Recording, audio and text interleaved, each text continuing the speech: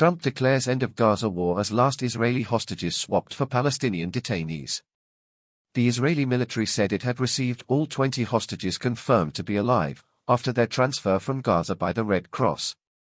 The announcement prompted cheering, hugging and weeping among thousands waiting at Hostage Square in Tel Aviv. In Gaza, thousands of relatives, many weeping with joy, gathered at a hospital where buses brought home some of the nearly 2,000 Palestinian prisoners and detainees to be freed by Israel as part of the accord. The skies are calm, the guns are silent, the sirens are still, and the sun rises on a holy land that is finally at peace, Trump told the Knesset, Israel's parliament, saying a long nightmare for both Israelis and Palestinians was over.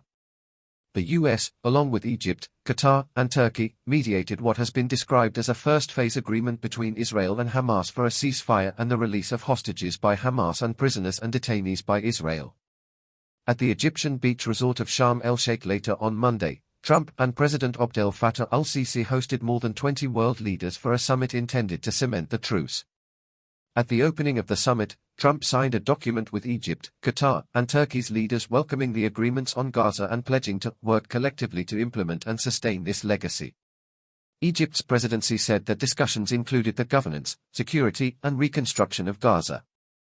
Now the rebuilding begins, Trump said at the summit, delivering an expansive speech where he described in grand terms the Gaza agreement he helped broker, saying it could be the greatest deal of them all. Israel and Hamas were not represented at the summit, while the leaders of Saudi Arabia and the United Arab Emirates did not attend. Trump at one point greeted Palestinian Authority President Mahmoud Abbas, who spoke to the U.S. leader at length. The Palestinian Authority wants to play a significant role in the future administration of Gaza, despite objections from Israel. Formidable obstacles remain. The Israeli hostages freed on Monday were the last still alive in captivity from 251 seized in the Hamas-led attacks of October 7, 2023 that killed 1,200 people and triggered the war. The ceasefire and partial Israeli withdrawal agreed last week halted one of Israel's biggest offensives of the war, an all-out assault on Gaza City that was killing scores of people per day. Since then, huge numbers of Palestinians have been able to return to the ruins of homes in the Gaza Strip, swathes of which were reduced to a wasteland by Israeli bombardment that killed 68,000 people, according to Gaza health authorities. Formidable obstacles remain, even to securing an enduring ceasefire, much less to bringing a wider, more durable peace. Among the immediate issues still to be resolved, recovering the remains of another 26 Israeli hostages believed to have died and 2 whose fates are unknown. Hamas says recovering the bodies could take time as not all burial sites are known. Israel's military said it had escorted 4 coffins containing the remains of deceased hostages to Israel and that those remains were being identified. Aid supplies must be rushed into the enclave, where hundreds of thousands of people face famine. UN Chief Tom Fletcher underlined the need to get shelter and fuel to people who desperately need it and to massively scale up the food and medicine and other supplies going in. Beyond that, crucial issues have yet to be resolved, including how to govern and police Gaza and the ultimate future of Hamas, which still rejects Israel's demands to disarm. Hamas gunmen, seeking to assert their presence, launched a security crackdown in Gaza City after Israel's pullback, killing 32 members of a rival group, a Palestinian security source said. Tensions have also been rising in the Israeli-occupied West Bank, where Jewish settlements have expanded inland Palestinians and vision as part of a future state. Trump, speaking on his flight to the region, said Hamas had been given a temporary green light for fighters to keep order. They do want to stop the problems, and they've been open about it, and we gave them approval for a period of time. The Gaza War has also reshaped the Middle East through spillover conflicts, with Israel imposing punishing damage in a 12-day war against Iran and campaigns against Tehran's regional allies, including Lebanon's Hezbollah and Yemen's Houthis. Trump, who has presented his plan to end the war in Gaza as the catalyst for a wide regional peace settlement, said more countries would join the Abraham Accords initiative and even floated the idea of a peace deal between arch Middle East enemies Iran and Israel, telling the Knesset he thought Iran wanted one. Wouldn't it be nice? Joy, relief on both sides.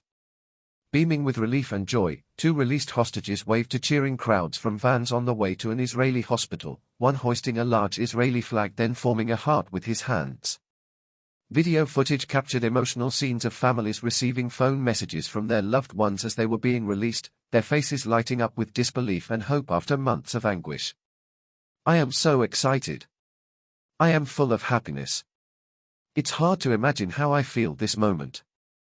I didn't sleep all night, said Vicky Cohen, mother of hostage Nimrod Cohen, as she traveled to Reem, an Israeli military camp where hostages were being transferred.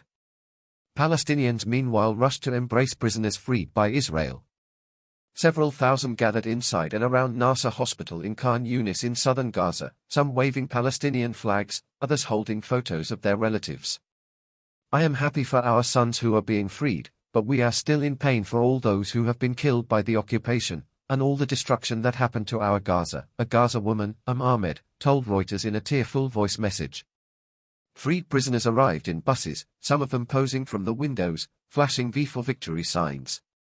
The appearance of armed and masked Hamas fighters at the scene underscored the difficulty of resolving Israel's demand that they disarm.